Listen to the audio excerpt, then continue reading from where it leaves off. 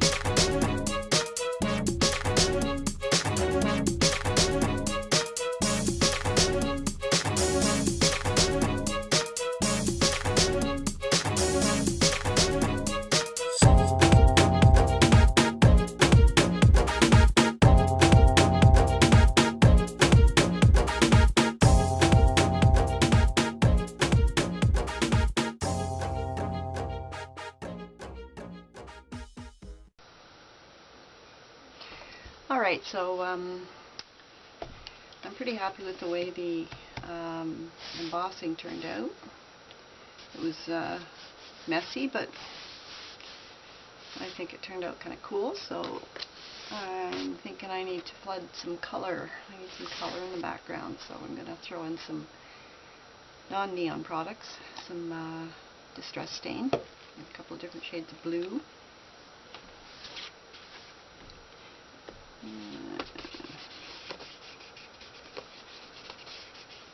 And the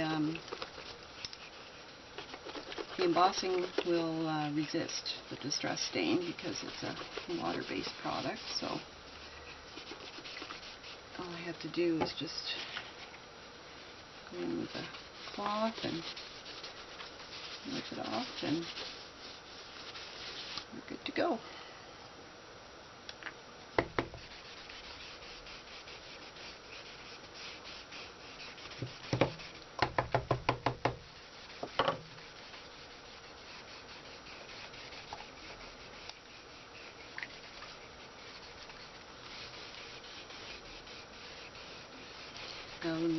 This is a Delusions journal, and I did not gesso the page at all.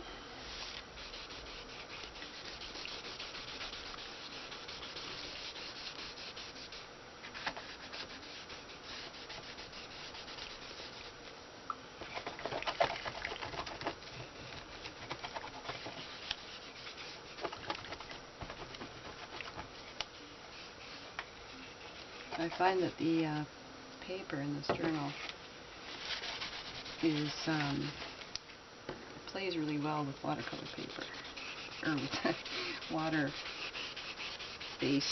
products.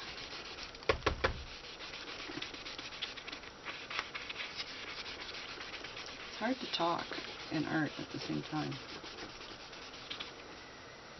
Alright, let's start.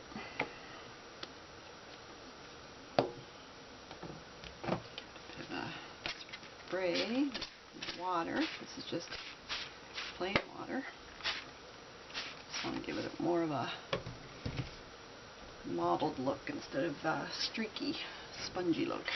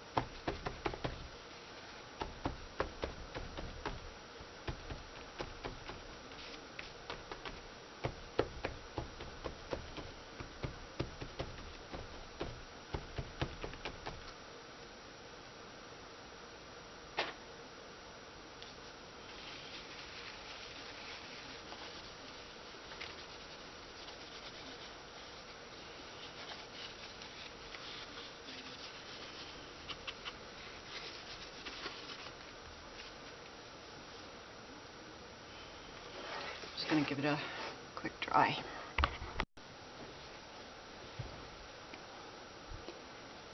Okay, so the page is dry, and I'm going to add a bit of darker color of blue. This is chipped sapphire.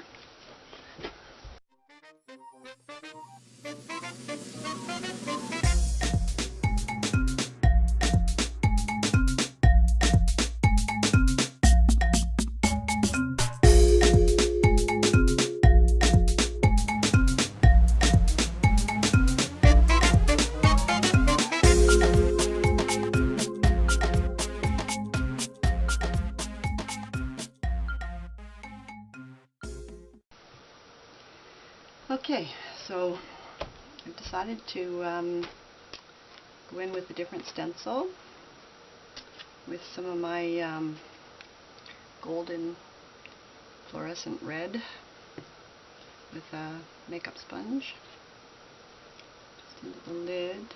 And the key to getting a good crisp impression through a stencil with paint is to not use too much paint. So you want to dab in and then dab off. And here we go.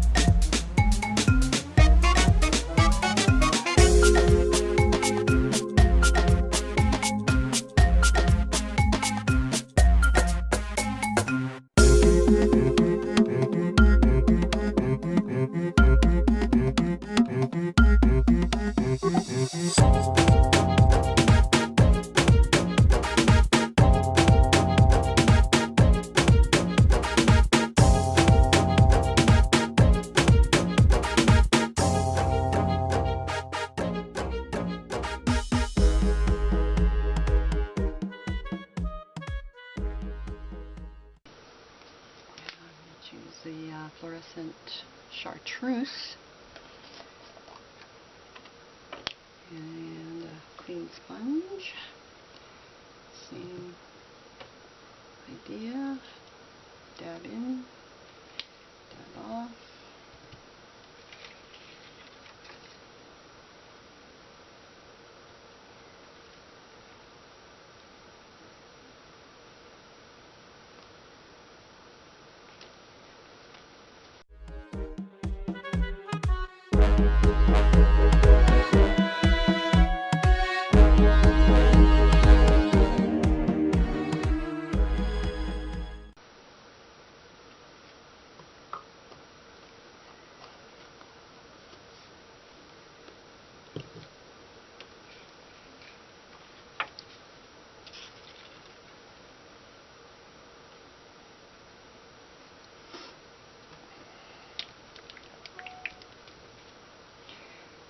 A little bit of my Americana neon. And I'm just going to use my yellow sponge. I don't mind if there's a bit of yellow in there.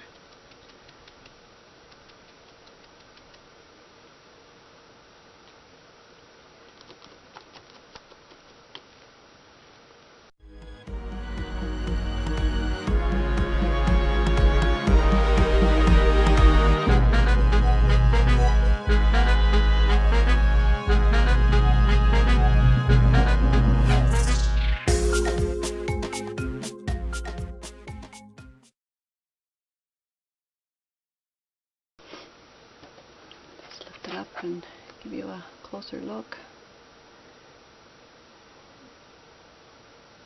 It's a nice crisp image, and like I said, the trick I found is to not use too much paint. Works pretty well.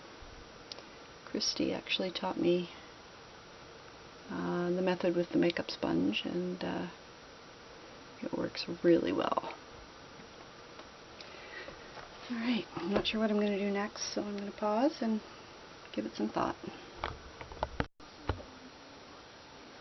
Okay, so I think for this stencil here, I'm going to try some pan pastels, see if I can get some interest going on in this background.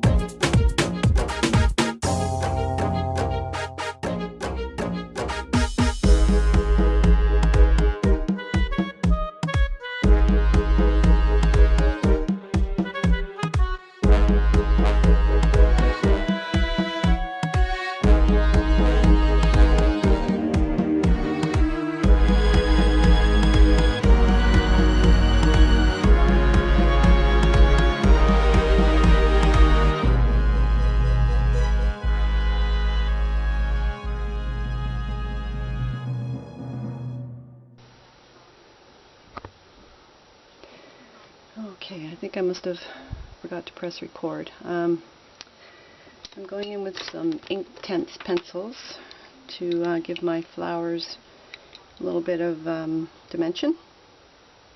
Got some couple of shades of red and a green, so I'm going to try to see how it looks with some shading in the flowers and the leaves.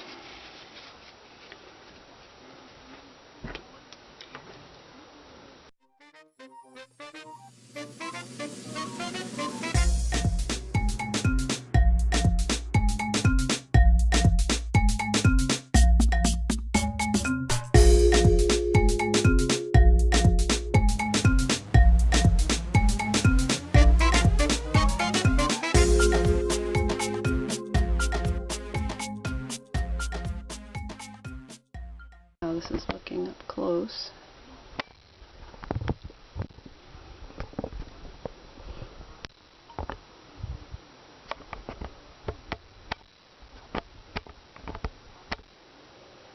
Looks okay. Looks better. It looks like they've got a little bit more of a shape to them. They're not so flat. So I'm going to turn the camera off and finish them up. I think you get the idea. Okay, I like the way this looks, but I've decided I just need to throw a little bling into the mix. So I've got these PBO acrylic extra fine artist color paints, and they have a sheen to them, like a mica finish. So I'm just going to put a little bit of it on my palette. Probably won't be on camera, so I'm going to add a bit of water because it's kind of heavy body, and I'm going to replace the stencil and put a little bit of this right in the tips of the flowers.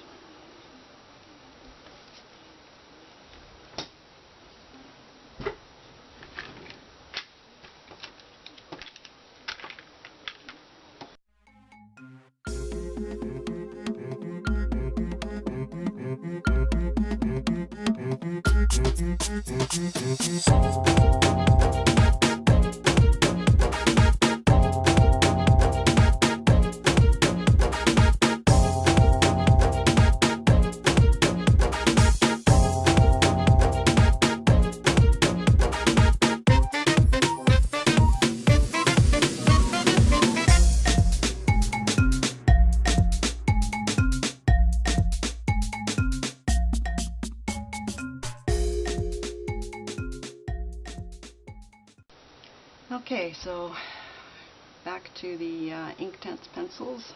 See how they work on the leaves.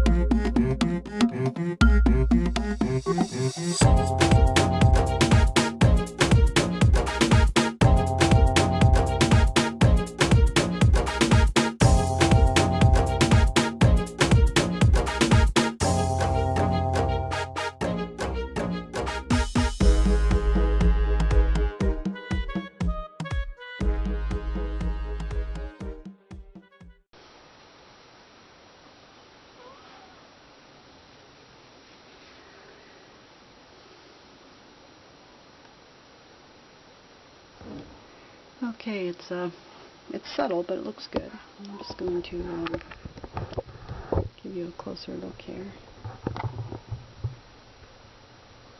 See that one compared to this one without the ink tints. So I do like it.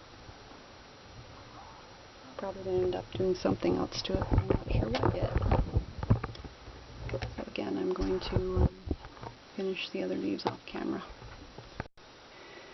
Alright, my page is coming together quite nicely. I think what I'm going to do now is take some transparent pearl pen and just give I've got so much dimension going on with the two embossed areas, and everything else just looks flat to me, so I'm going to try and add a little dimension to the rest of the page with this.